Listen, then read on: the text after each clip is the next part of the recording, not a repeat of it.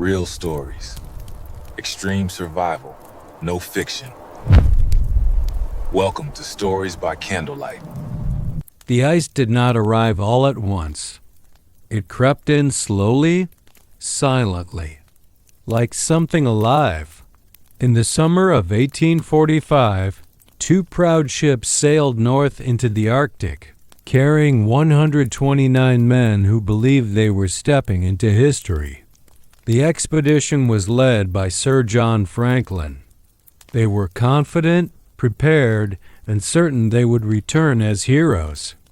Their mission was simple in theory: to chart the final unknown stretch of the Northwest Passage. The ships were reinforced with iron. They carried years of canned food. They had heating systems, books, even musical instruments. This was not meant to be a desperate journey. It was meant to be a triumph. At first, the Arctic seemed calm. The sea reflected endless daylight. Icebergs floated peacefully in the distance. The men worked with discipline and optimism. Letters were written. Jokes were shared. The future felt bright.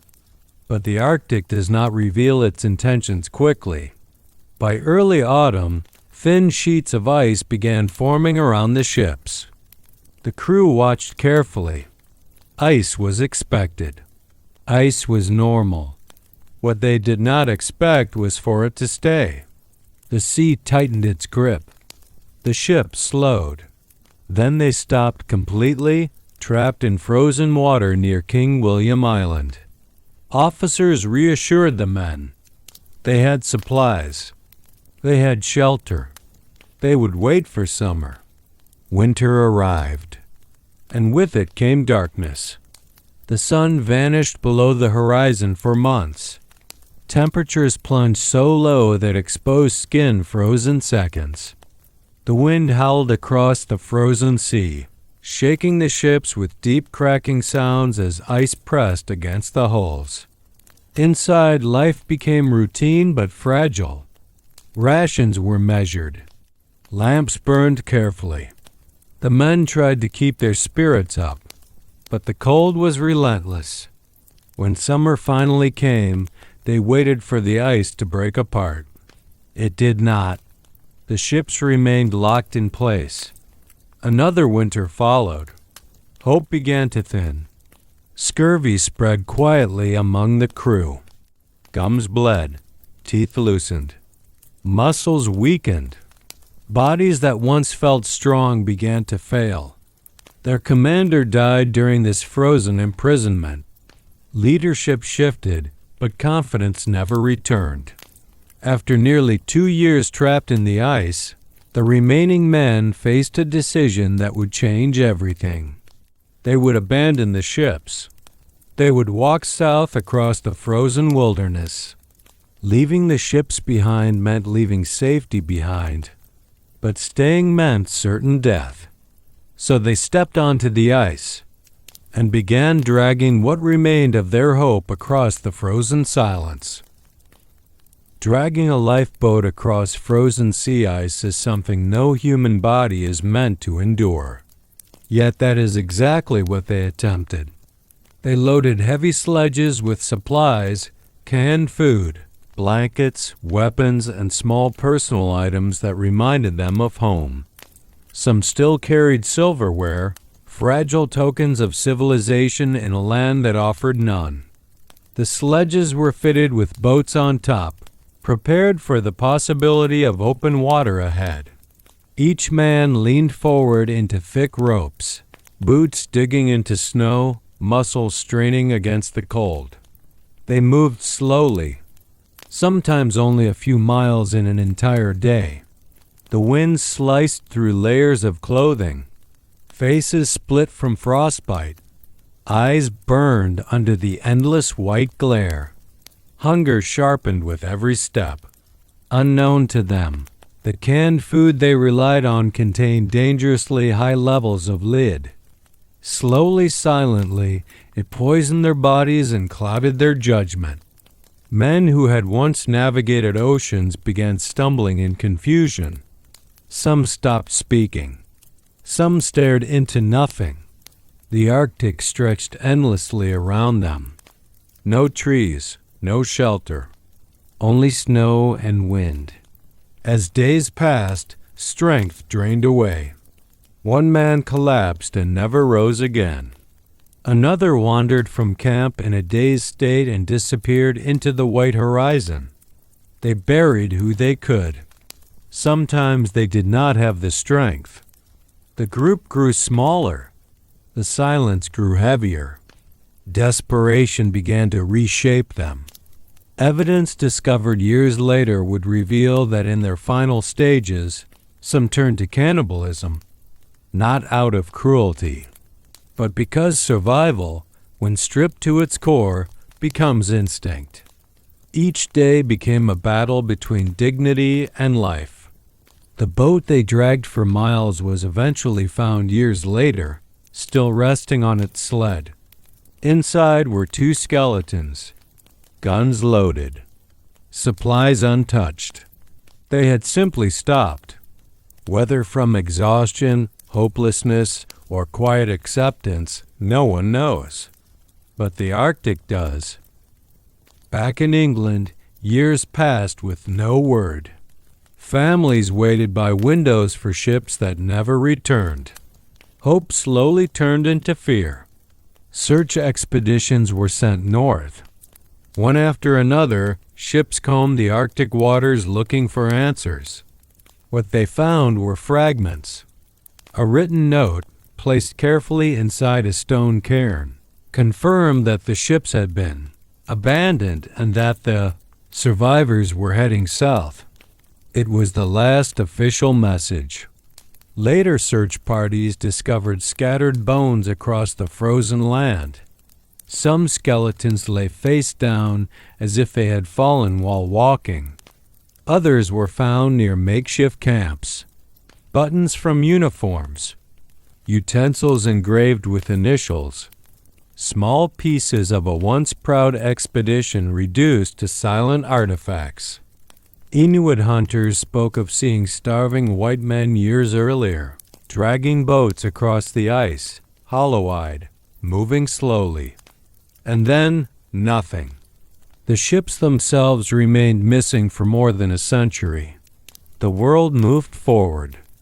Technology advanced. The tragedy faded into legend, but the Arctic never forgets. In 2014, one of the lost ships was finally discovered beneath the icy waters, remarkably preserved. Cabins intact. Objects still resting where they had been left. In 2016, the second ship was found. For over 170 years, the Arctic had guarded their resting place. And with those discoveries came confirmation of what had happened. Scurvy, starvation, lead poisoning, exhaustion, a slow unraveling of human strength in a world that offers no mercy.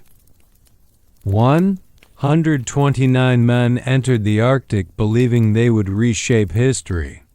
None returned alive. Their story was not written in victory. It was written in endurance. They were explorers, sailors, fathers, sons. They trusted preparation. They trusted technology. They trusted leadership.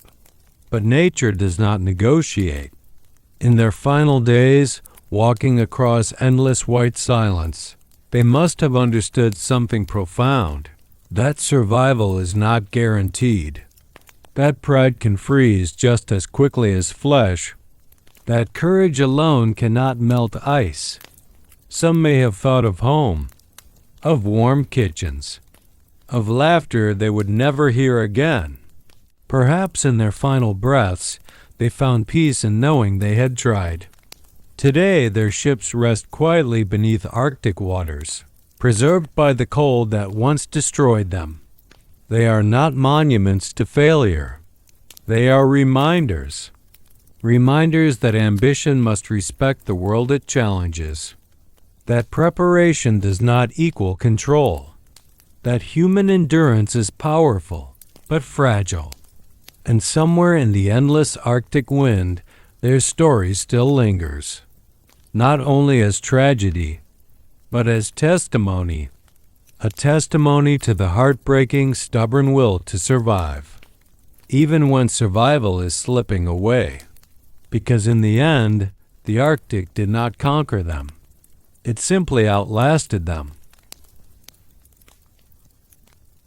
The survivors trudged forward, step by step, dragging the weight of their lives across the frozen expanse. Every mile was agony, every breath a battle against the cold that gnawed at their lungs and froze their bones. They shared what little warmth remained, a touch, a whispered word, a fleeting glance. But the Arctic offered no comfort. Rations dwindled. Fingers swelled. Faces cracked from frostbite. Teeth clenched against hunger. Night fell, bringing darkness that swallowed all sense of time. Men spoke less. Some no longer spoke at all. Memories of home, of laughter and fire haunted them like ghosts. Yet they pressed on because stopping was not an option. Each day they measured distance in inches, hope in heartbeats. The sleds creaked. Ropes frayed. Boots tore. Skin broke under frost and fatigue. Every man carried a silent fear that one day their strength would fail completely. And for some, it did. A man would collapse, and the others could do nothing but watch. Another would wander from the line, eyes blank, lost to the white horizon. They buried those they could, leaving others to the snow. Conversations faded into silence. The wind spoke in harsh whispers, mocking their struggle. Yet small acts of courage persisted. A hand offered a morsel of food. A shoulder supported a failing comrade. A whispered prayer was carried into the void. But even courage had limits.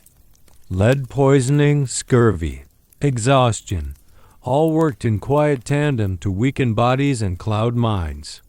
Some men, in their final hours, whispered regrets to the Arctic wind. Not for failure, but for promises left unkept, for families they would never see, for lives ended too soon. And still, the sleds moved forward, dragging hope across a frozen world that seemed endless. Time lost all meaning. Days melted into nights, nights into silence. Their bodies were shadows of what they had been. Faces hollow, eyes glassy, limbs trembling. And yet, they continued. The snow, relentless and unchanging, became their witness. Some stumbled and fell into deep drifts, never to rise. Some clutched the sleds with frozen fingers, unwilling to let go. In their minds, visions of home flickered, warm kitchens, loved ones, laughter, all unreachable. The Arctic offered nothing but ice and wind. When they finally could move no longer, the sleds were left behind, abandoned to the silence. But the story did not end with them. Years later, the world would uncover evidence of their final journey. The sleds, the boats, the meager belongings, frozen in time. A testament to endurance, a testament to courage, a testament to human will stretched to its limits. Because in the Arctic, survival is never guaranteed, only remembered.